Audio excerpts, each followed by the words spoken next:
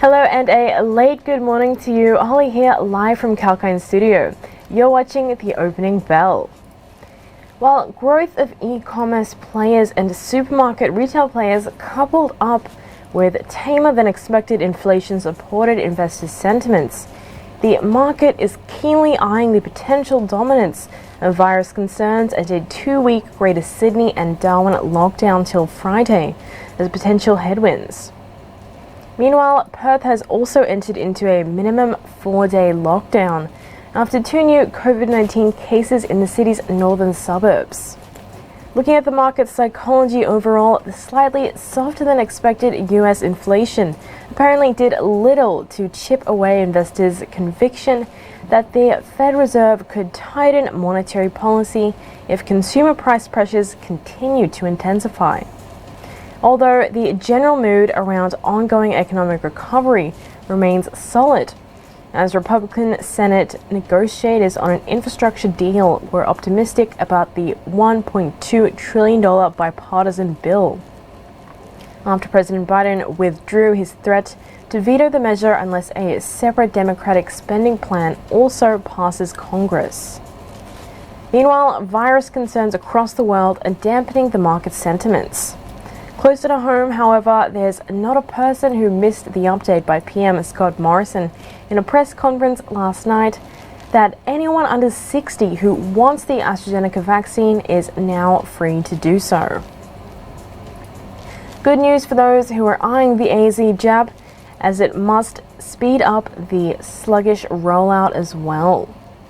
And on that note, let's cast an eye over how the Australian market charter is panning out today.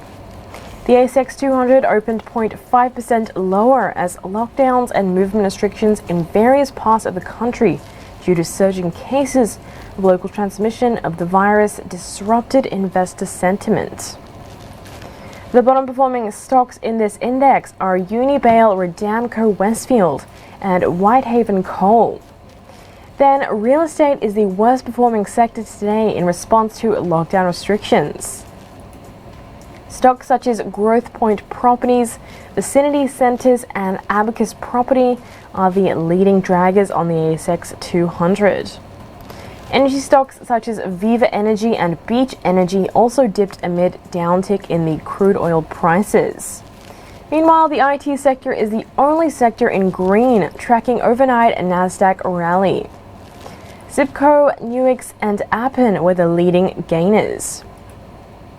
And stay-at-home stocks Kogan.com and Metcash soared on the board. The stock markets worldwide made a decent comeback last week, but growing concern over the rapid spread of the highly contagious Delta variant, particularly in Asia, capped the gains. Indonesia is witnessing a record spike in the new cases, while Thailand has announced new restrictions. And on top of that, Malaysia is all set to extend its lockdown as well. We saw how weaker than expected US inflation data coupled with the news of a possible bipartisan US infrastructure agreement supported investors' confidence to only some extent on the first day of the week. Notably, the infrastructure plan is valued at a massive $1.2 trillion over 8 years, out of which $579 billion will be in new spending. Overall, yesterday we could witness the return of early pandemic trading styles. The local market traded weak, mainly led by a decline in travel stocks after the introduction of coronavirus lockdown restrictions. Additionally, the tech sector rout spooked the investors, and financials, industrials, and real estate sectors traded in red. Consumer staples, healthcare, and commodity spaces were pulling up the strings of the ASX 200, and we could see a sudden spurt of work from home stocks amid lockdown restrictions, boosting the prospects of such businesses. But before we jump to the ASX charter for today in detail, let's have a look at the last US market performance. On Wall Street, the Dow Jones fell 0.44%, while the S&P 500 gained 0.23%, and so did the Nasdaq Composite by 0.98%. The Nasdaq and S&P 500 headed to all-time highs on Monday, fueled by tech stocks as interest rates remain low, while investors awaited data on the US labor market due on Friday. Travel and leisure stocks took a straight blow overnight. And meanwhile, big tech companies like Facebook and Apple, as well as Amazon and Nvidia Corp, were among the top gainers in the S&P 500 and Nasdaq. Most notably, Facebook has become the 5th US company to have a $1 trillion market cap, joining Apple, Microsoft, Amazon, and Google. Then, the US Treasury yields eased as investors are keeping an eye on the release of June 2021 employment data later this week in order to gauge the trajectory of the economic recovery. The benchmark 10-year yield was down 5.4 basis points at 1.4%.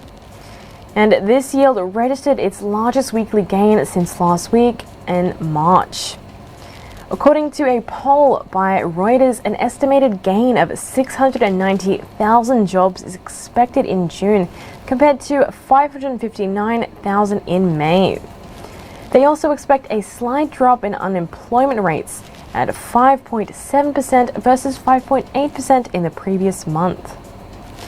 And onto the currency space, the US dollar index edged a little higher by 0.5% to 91.989 on lighter volumes, as many investors sat on the sidelines ahead of Friday's US non-farm payrolls data, which would be crucial in determining the path of the Fed's monetary policy. Meanwhile, on Monday, the Aussie dollar traded lower as a surge in the cases with the Delta variant and coronavirus forced lockdowns and stringent restrictions that hurt investor sentiment. And now for a short break, but stay tuned as I'll be back with more trending updates for the Australian market.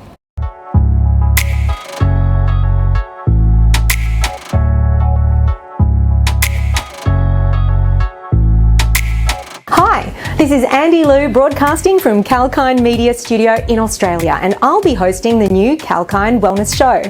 The half-hour show will cover topics from how wellness as a concept has become even more significant during COVID, to how becoming vegan may improve your health, and much more. We are excited to showcase our live streaming show to our audience of millions overseas and in Australia. Tune in to 𝐊𝐚𝐺 TV and join me.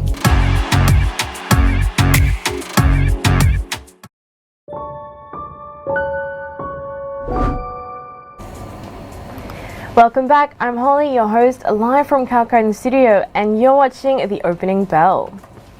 Well, now that we have taken a glimpse at the US market performance, let's have a look at the major newsmakers in the Australian share market. To begin with, private health insurance player Medibank dipped on announcing a return of nearly $105 million in COVID-19 permanent net claims savings to customers through premium relief. As per the business, approximately 2 billion policies will be eligible, and the majority of customers should expect to receive the premium relief by the end of September. The next newsmaker worth looking at is Genworth Mortgage Insurance, which edged lower on the update of Commonwealth Bank to extend its lender's mortgage insurance agreement beyond its current expiry in December of next year. Genworth has been advised by CBA that it intends to issue a request for the proposal relating to its lender's mortgage insurance agreement, following the expiry of the current exclusivity agreement with Genworth on the 31st of December. Notably, the company has provided LMI services to CBA for over 50 years, including an exclusive arrangement since 2006. And on to the next important update, owner of chains of retail store Kathmandu dipped amid COVID-19 lockdowns, hitting the business sales. No surprises there, as it looks like outdoor adventures are off the table until we are actually allowed outdoors. As per the group, total sales for the financial year of 2021 would be lower than expected due to the virus-related challenges. Total sales would be $930 million, and underlying earnings before interest, tax, depreciation, and amortization was estimated at $120 million. Meanwhile, 360 Capital edged lower on selling its entire stake in E&P Financial Group for a hefty $29.9 million, including dividends. The group made a total profit of $9.1 million on its $21.7 million investment, representing an internal rate return of 54.9%. 360 Capital says it will reinvest the capital from this investment into funds management initiatives and into potential future opportunistic investments. And now to have a glance at the ASX sectoral charter. Australian energy majors such as Woodside Petroleum, Santos and Oil Search are all trading in the red after correction witnessed in crude oil prices. On Monday, crude oil prices fell as much as 2% to a one-week low after hitting their highest since 2018 earlier in the session. The surge in virus cases in Asia and Europe has halted the rally before this week's OPEC meeting.